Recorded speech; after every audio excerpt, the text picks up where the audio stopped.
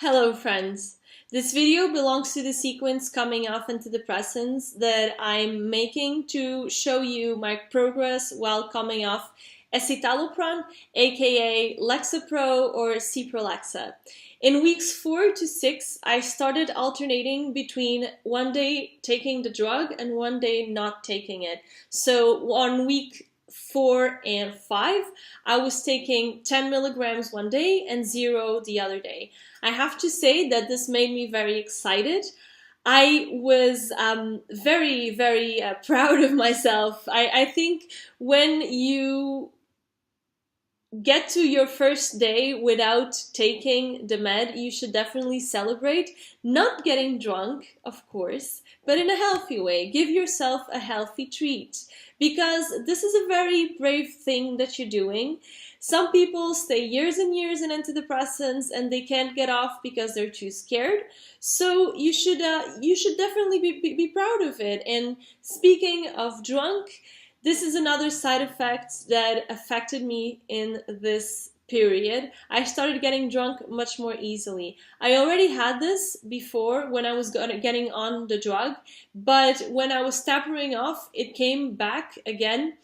One beer would make me drunk. Okay, I know I live in Belgium and beer here is much stronger, but still, this didn't happen before. I think this is a good thing because some of us that suffer from depression or anxiety tend to self-medicate with alcohol. It just takes the edge off, it calms you down at the end of a stressful day or in a stressful moment. And because it feels worse when you're in this phase, and even the hangovers are horrible. Just taking 2 beers and the next day you're hungover. So you should enjoy this moment to kick off this bad habit. I think it's a good opportunity. Working out continued to be harder, but I still think it's a good thing to do it, especially some light cardio, because it helps balance the serotonin levels, it gives you an endorphin kick, and that makes you feel good and it regulates your mood. For example, I was making a bit of light jogging and also some high intensity interval training. I put the link on the description below to a training that I like from Fitness Blenders, and it's short, it's effective, and it really gives you an endorphin kick and it makes you feel well for the rest of the day. The irritability was still there on week 4, not as horrible as on the first weeks, which is great, but still it was present. It was present but more manageable. That's how I feel. For example, I was somewhere and there were some kids playing and they were screaming really bad, and I thought, oh, there's irritability again, and then I just brushed it off because I knew that it wasn't me. I don't hate kids, it's just that my serotonin levels were trying to balance themselves, and this was just a physiological imbalance of my body. That's also reassuring, and I think that's a thought that we should have in our lives in general, because, for example, when we are tired or when we are stressed, sometimes we tend to see that as a permanent thing, a definitive thing. Like when, for example, I know that when I don't sleep, for me the world is horrible. And then when I have a good night's sleep and I wake up the next day, I see the world as it is, as a normal, happy place. So we should definitely see this as the importance of physiology in our bodies and the importance that physiology plays in our minds as well. I think this is a good opportunity to see it. At the end of the week, my flu-like symptoms got really worse. I had chills, I had body pain, I had pain on my back, I had pain on my bones, I had pain in places where I didn't even know it was possible to have pain, and I had to stay the whole afternoon in bed. When I would get out of bed, I would have nausea and my head was spinning like a carousel. I just thought of this as a way of my body getting rid of the poison, and this makes me think of a book from the 90s. If you're from my generation, if you were born in the 80s, I think you will remember this book. It was by a girl called Christiane F. She was German and she was addicted to heroin, And yeah, it was really a famous book in the 90s. It's called Autobiography of a Girl of the Streets and Heroin Addict. And she was trying to kick off the habit of heroin, and she was saying that it was as if, yeah, she felt like the body was going out of her body. Okay, the body.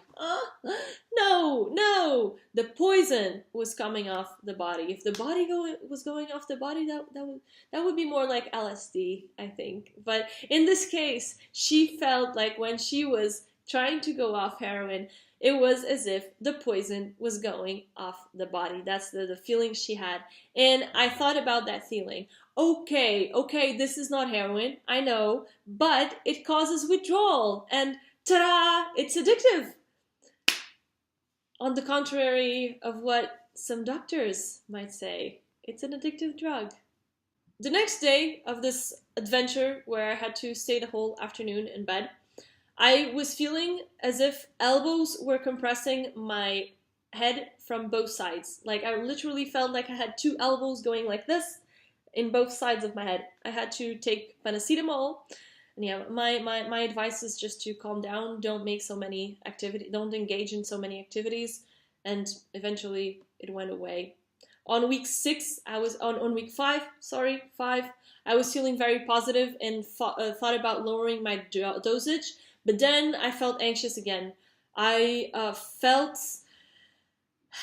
like I couldn't do it, so I didn't lower the dosage. I felt insecure, I felt like I missed something, and basically what I missed was the mental cane that had helped me walk throughout this 2.5 years. And this mental cane was the drug, and it could be real or imaginary. I don't know.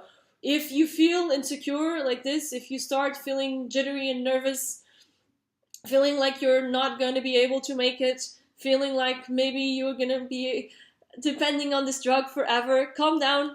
Just don't do it immediately. Don't lower the dosage immediately. You literally have all the time in the world, so it's better to do it slowly than to do it too fast and having to go back to raise the dosage again. I started to notice that my writing was more frequent on week 5. That was a really good sign. Actually, that was the main reason why I started to wanting to come off this substance. And my arousal during intercourse was better, which is good. Moments of depression started to come in waves. I didn't pay so much attention to them because I knew that was my body trying to adjust itself. I knew this was predictable. I managed to brush them off. But there was one particular day, also this shitty thing happened in my life, and there was this one particular day where I just couldn't handle it. And I even started having some brief suicidal thoughts.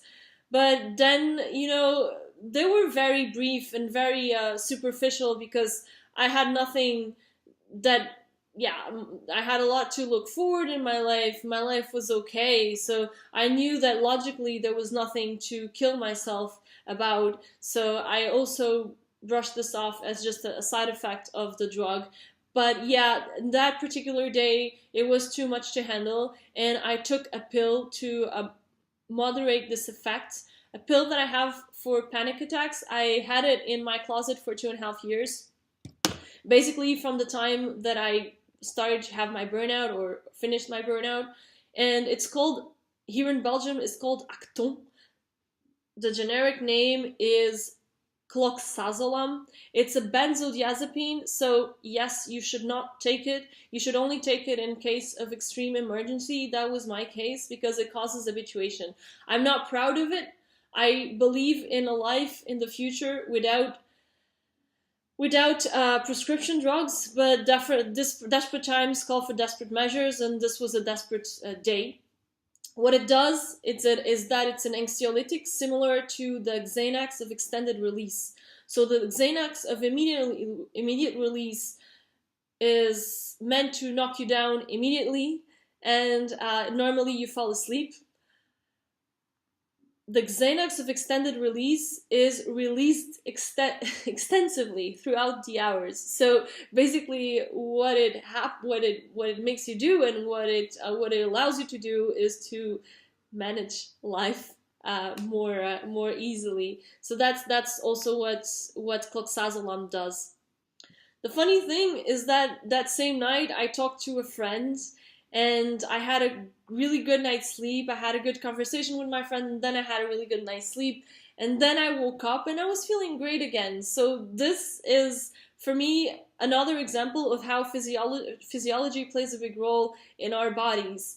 And this is also true for sports, for how physical activity, and also the things that we eat. So I made another video of how nutrition can help us beat depression, and I think you should check it out. I put it on the link below as well. On week 6, I lowered the dosage again. I started taking 5 milligrams one day and 0 the other day, so alternating between 5 and 0. 5 milligrams for me is half a pill, so I was very happy about this. I was very proud of this.